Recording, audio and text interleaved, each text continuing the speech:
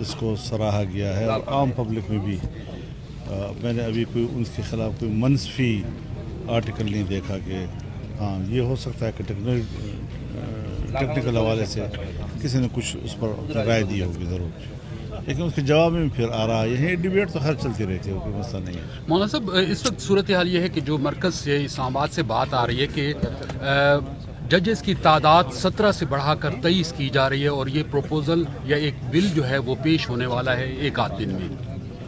میں یہی عرض کر رہا ہوں نا کہ ہمیں تو 27ویں ترمیم کے بارے میں بھی کہا جاتا رہا اور ہم نے اس پر رد عمل بھی دیا، لیکن بعد میں تردید آ گئی کہ نہیں کوئی ایسی تجویز ابھی تک نہیں ہے، اس وقت تک ہمارے پاس ایسی کوئی تجویز سامنے نہیں آئی۔ چیف جسٹس اور پھر پرائم منسٹر صاحب بھی ملک سے باہر ہیں، ان کی غیر موجودگی میں تو ایسی کوئی ترمیم جو ہے وہ تجویز کے طور پر سامنے آ بھی نہیں سکتی۔ کسی کی رائے ہو سکتی ہے، اگر کسی کو اپنی رائے لانچ کی ہو تو اپنی بات ہے۔ چیف جسٹس صاحب کی طرف سے فل کورٹ اور اس کے بعد جو 8 نومبر کو اجلاس بلایا گیا ہے سپریم جوڈیشل کونسل کا، اور کچھ ایسی چیزیں ہیں جس سے حکومت یہ سمجھتی ہے کہ کچھ ایسا ہے کہ جو مقاصد جن مقاصد کے لیے 26ویں آئینی ترمیم لائی گئی تھی شاید اس کے اثرات کو یا اس کے اسباب کو ختم کرنے کی کوشش کی جا رہی ہے۔ اس کا کس کو اختیار ہے کہ وہ اس قسم کے تبصرے کرے؟ اگر کسی کا ہے تو اس کا معنی یہ ہے کہ وہ عدالت کو ایک فریق سمجھتی ہے کہ عدالت ایک کھلونا بنتے رہیں یا حکومت اور اپوزیشن کے بیچ میں تقسیم ہوتے رہیں۔ اگر عدالت ایسے اقدامات کرتی ہیں کہ وہ خود کو اس بحث سے نکالنا چاہتی ہیں تو اچھی بات ہے۔ آپ یہ سمجھتے ہیں کہ یہ جو اقدامات کیے جا رہے ہیں چیف جسٹس کی طرف سے یا سپریم کورٹ کی ججز کی طرف سے، ابھی کوئی ایسی بات نہیں کی جا سکتی کہ وہ کسی کے فیور کر رہے ہیں یا کسی کی مخالفت کر رہے ہیں، لیکن یہ ہے کہ خود سے اس سے معنی نکالنا کہ شاید یہ فلاں کے حق میں ہیں یا فلاں کے حق میں ہیں۔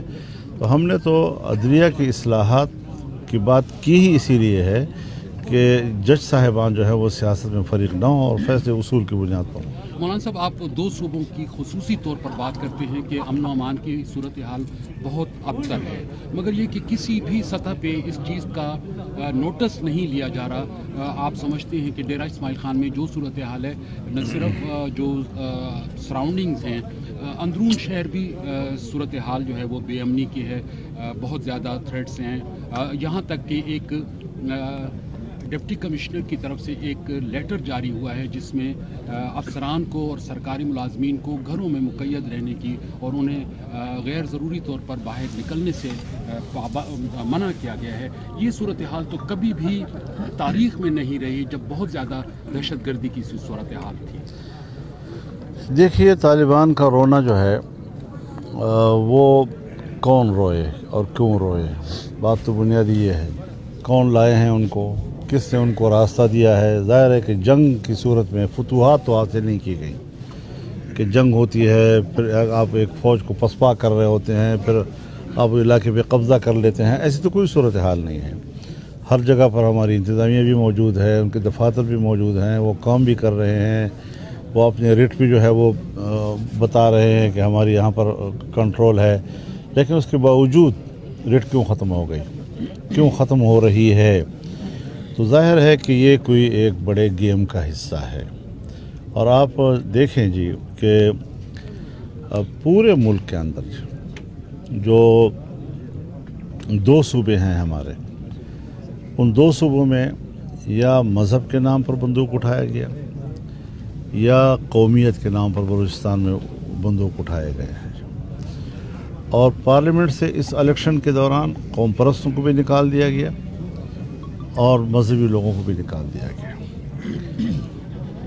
اب ظاہر ہے کہ جب یہ عوام کے نمائندے نہیں ہوں گے تو یہ پھر ان برے حالات کا مقابلہ کرنے کے لیے میدان میں نہیں آ سکتے۔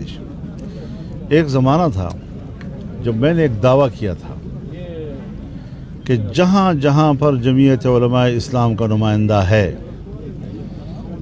وہاں وہاں پر امن و امان ہے۔ وجہ یہ تھی کہ وہ عوام کے حقیقی نمائندے تھے، وہ سامنے آ جاتے تھے۔ اب انہوں نے ایسے حالات پیدا کر دیے کہ اگر کہیں جمعیت کے نمائندے ہیں تو وہ بھی بے بس ہو گئے، اور ان کی کوشش یہ ہے کہ جو معروف قسم کی کہ قوم پرست قیادت ہے جو مسائل کو سمجھتی ہے، جو سیاسی زاویے کو سمجھتی ہے، جو حکمت کو سمجھتی ہے، جو دوسروں کو سمجھا سکتے ہیں، یا وہ مذہبی قیادت کہ جو سیاسی معاملات کو پر ادراک رکھتی ہے، وہ معاملات کو سمجھتی ہے، ان کو غیر مؤثر کر دیا جائے اور ان کو کاؤنٹر کرنے کے لیے نئے نوجوانوں کو نکالا جائے. تو اس قسم کی چیزیں حضرت سوائے اس کے کہ وہ علیحدگی کی تحریکوں کو تقویت دیں گے، اس کے علاوہ کوئی اس کا اور نتیجہ نہیں نکل سکتا. تو یہ سوالات آپ کے بالکل وجہ ہیں کہ رفتہ رفتہ ہماری ریٹ کیوں ختم ہوتی جا رہی ہے. عام آدمی اپنے گاؤں میں، اپنے محلے میں اب اپنے گھر چھوڑ رہے ہیں. کوئی یہ نہیں کہ گورنمنٹ نے کہا ہے کہ آپ علاقہ چھوڑ دیں، لیکن وہ انسان ہیں، انہوں نے روزگار بھی کمانا ہے، ان کے روزگار کے مواقع ختم ہو گئے ہیں. بچوں کو تعلیم بھی دینی ہے، کہاں تعلیم دلائیں، کس اسکول میں دلائیں، کہاں بھیجیں ان کو. تو اس خوف کی حالت میں نہ کوئی روزگار کر سکتا ہے، نہ کوئی اپنے بچوں کو تعلیم دلا سکتا ہے. نتیجہ یہ نکل گیا کہ وہ لوگ خود بخود جو ہے وہ علاقے چھوڑ رہے ہیں اور ان کے حوالے کیا جا رہا ہے سب کچھ. مولانا صاحب، آپ نئے انتخابات کی بات کر رہے ہیں اور تحریک انصاف موجودہ انتخابات کو مان نہیں رہی، تو آپ مستقبل میں کوئی ایسی سچویشن آپ دیکھتے ہیں کہ نئے انتخابات کی طرف جایا جائے؟ نئے انتخاب کی طرف جانا پڑے گا اگر ملک کو بچانا ہے. جو اسمبلی کے اندر حکومت بنائی گئی اور اس کے لیے جو مینجمنٹ کی گئی وہ تو 26ویں ترمیم میں ناکام ہو گئے ان کی. تو اس کا معنی یہ ہے کہ ان کا عقل و خرد جو ہے وہ ناکام ہو چکا ہے.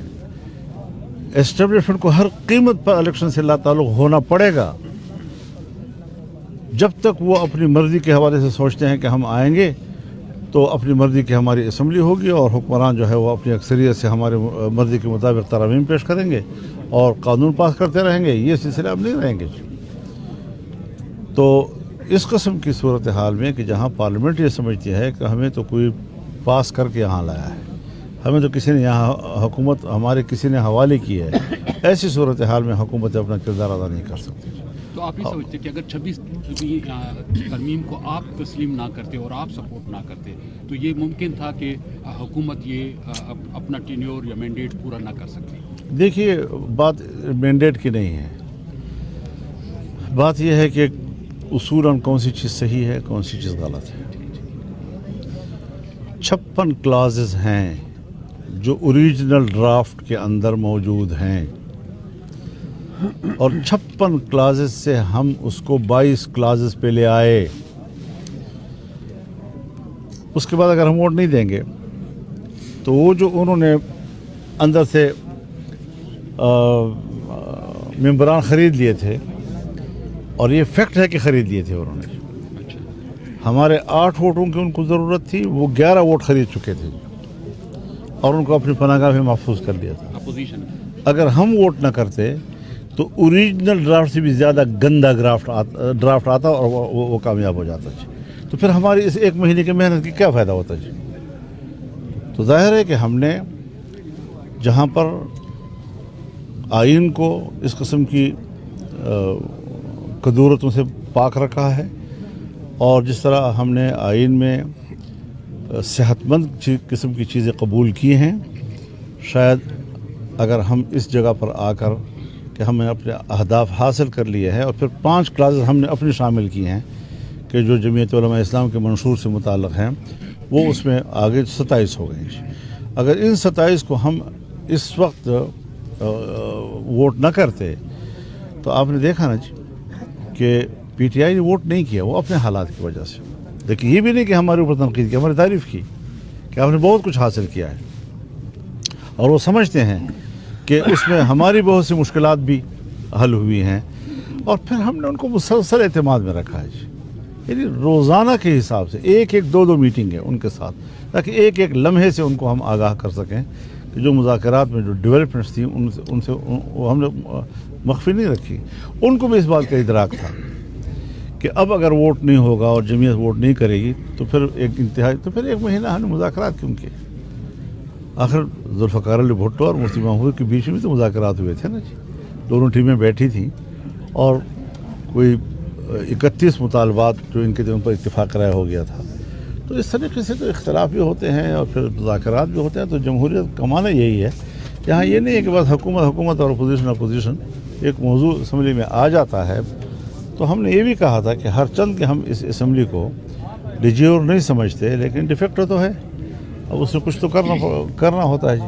تو اگر ہم ساتھ نہ دیں اور اس طریقے سے وہ ہاتھ مروڑ کر گردن مروڑ کر اپنے نمبر پورے کر لے تو پھر کیا نقصان ہوتا ہے, ملک کا کیا نقصان ہوتا ہے. مولانا صاحب, آپ تواتر کے ساتھ نئے انتخابات کی بات کر رہے ہیں, تو کیا اس وقت ملک متحمل ہو سکتا ہے نئے انتخابات کا؟ اگر دھاندلی والے الیکشن کا متحمل ہو سکتا یا نہیں ہو سکتا. یعنی وہ کیوں کرایا گیا پھر؟ حالات میں کون سی اتنا فاصلہ ہے کہ آپ صرف اپنے مطلب کے لیے دھاندلیاں کریں اور اسمبلیاں وجود میں لائیں, اور اگر شفاف الیکشن کے لیے کوئی مطالبہ کرتا ہے تو پھر حالات ایسے نہیں ہیں تو پھر کیسے متحمل ہوگا؟ تو پھر ملک متحمل نہیں ہوگا. یعنی ابھی خدا نہ کرے اللہ تعالیٰ بچائے کہ اگر آپ نے 1 گھنٹہ پہلے حرام کھا لیا اور پیٹ بھر لیا اور پھر گھنٹے کے بعد کہ بھائی حلال بھی کھا لو, اب کہ حالات متحمل نہیں ہیں اب اس کے. تو یہ ملک کے حالات وہ یہ کہتے ہیں کہ ہم ملک کے حالات کو بہتری کی طرف لے آئے ہیں, اب ایک دفعہ پھر سے پیچھے چلے جائیں, یہ نقصانات کی حضرت بہتری کی طرف لانا اگر عوام کے لیے ہے, اگر ملک کے لیے ہے, ملک ہمارا مشترک ہے. ملک ہمارا مشترک ہے. اگر ہم یہ اعلان نہ کرتے کہ شنگھائی تنظیم کی اگر ہمیں میزبانی ملی ہے تو ہمیں میزبان کی طرح کا رویہ اختیار کرنا ہوگا, تو یہ ملک کے لیے تھا نا. ورنہ ہم تو شور شرابہ کر سکتے تھے, اسلام آباد میں جلسے بھی کر سکتے تھے, اسلام آباد کے اندر ہم ایک دھرنا بھی دے سکتے تھے, کوئی ایسی بات تو نہیں تھی. پی ٹی آئی بھی کر سکتی تھی, چاہے مار کھائیں چاہے جو بھی ہو سب کچھ ہو سکتا تھا. لیکن ہم نے صرف ملک کے لیے کہ ایسا نہ ہو کہ مہمان آئیں, مسئلہ اقتصاد کا ہو, پاکستان اقتصادی لحاظ سے کمزور ہے. اگر کل کلاں یہ لوگ ہمارے ساتھ تعاون کرنا چاہیں ہمارے معاشی مشکل کو دور کرنے کے لیے تو ہم ایسے مواقع کو ضائع نہیں کرتے. اختلاف کی بھی حدود ہوتے ہیں کہ کہاں تک جانا ہے اور پھر کہاں تک نہیں جانا چاہیے. عدالتوں سے ریلیف ملنے لگا ہے فوری طور پر. علیمہ خان جو ان کی بہنیں ہمشیرائیں ہیں وہ بھی باہر آ گئی ہیں. آپ بانی پی ٹی آئی کو بھی آنے والے دنوں میں باہر آتا دیکھ حضرت, میں تو الیکشن سے پہلے بھی کہتا تھا کہ میں کسی بھی اپنے مخالف کو جیل میں دیکھ کر خوش نہیں ہوتا, اور نہ ہی یہ جنگ کا طریقہ ہے کہ ایک فریق کے ہاتھ کھلے ہیں دوسرے کو آپ نے باندھ لیا ہے. تو یہ تو میں الیکشن سے پہلے بھی کہتا رہا, میں کسی سیاستدان کے جیل میں ہونے کے حق میں نہیں ہوں, بشمول عمران خان کے. ٹھیک ہو گیا.